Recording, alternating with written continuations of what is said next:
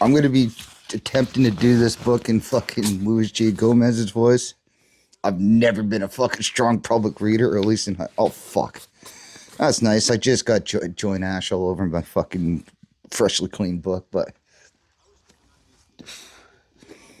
Yeah, let's hear how this goes. I've been doing it in Louis J. Gomez's voice, or the way the comedians mock Louis's voice, especially when they read his book at a few different events.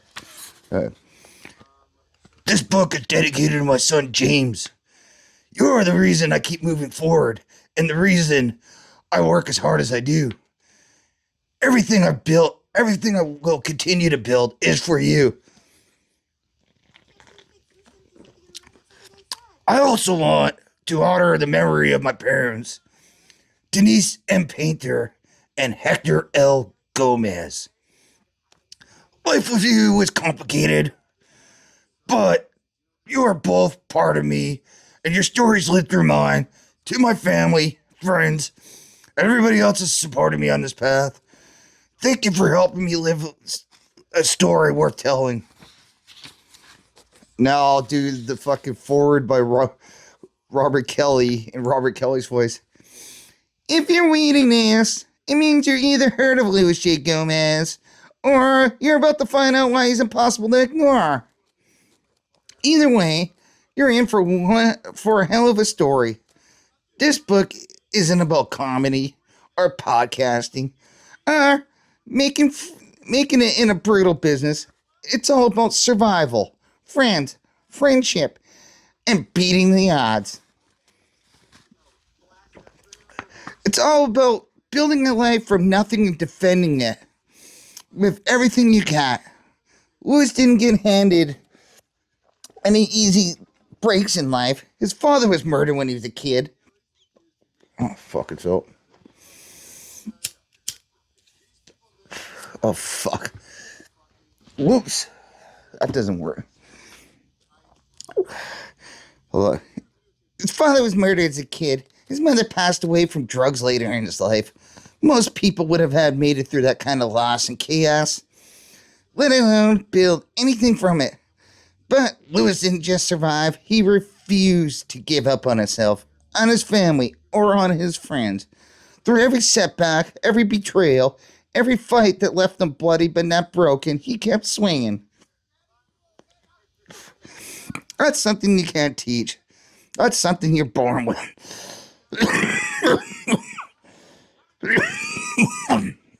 The first time I met Louis, he was walking down my street in New York City shirtless, on his way to beat up his roommate. Fist clenched, eyes wild. He looked like a man on a mission. But I didn't see some psycho looking to smash somebody's face in. I saw a man trying to figure out how to live life by the code. Even if the world didn't give him one to start with, I saw myself. That instinct to protect.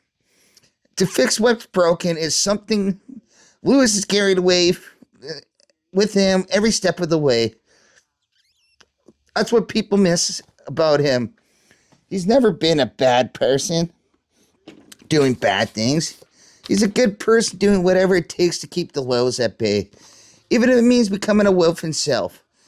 When I first met Louis, I saw myself in him. The attitude, the fire, the walls that built high enough to keep out of the world. But it was more than that. There was something in his eyes I recognized instantly. A kid that grew up without a father, figuring out how to be a man on his own terms.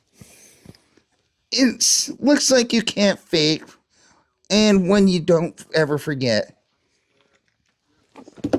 Louis doesn't quit on his friends, even when they might have deserved it. He's the kind of guy who, if you're more in the jam at 2 in the morning, you don't even have to ask. That loyalty comes from years of doing it alone.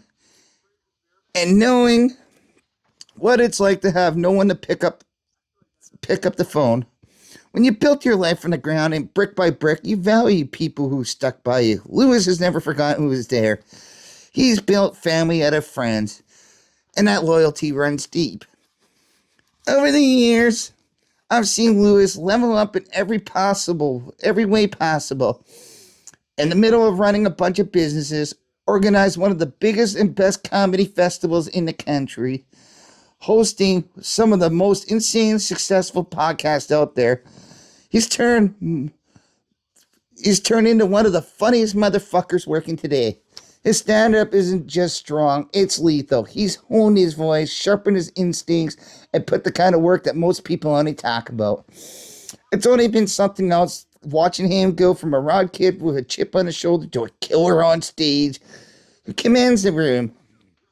And there's being a father. Witnessing Lewis evolve into the dad he is today has been one of the most impressive transformations I've ever seen. He took everything he didn't get growing up, made sure his son has never had the question to feel if he was loved, if he was protected, or if he mattered. That's not an easy thing to do when you spent your whole life fighting to prove that you matter. But Lewis didn't just rise to the occasion; he blew it up, or he blew past it. He's the kind of dad who shows up, who listens. He teaches his son to stand up for himself and be himself without fear. For a kid that's never had a father show him the way, there's nothing short of incredible. He's a father we should all strive to be. I've watched Lewis turn every obstacle in the field, lost in their lessons. Through it all, he's become one of the best men I know, one of the best brothers I can ask for, and one of the strongest human beings I have ever met. Fuck, I got fucking ash. Oh my god, I've already ruined this book. Anyway. I am proud to call him family. This book isn't a victory lap. Lewis isn't done. This is all about what it takes to survive in a world that doesn't cut you any breaks. And about pushing through.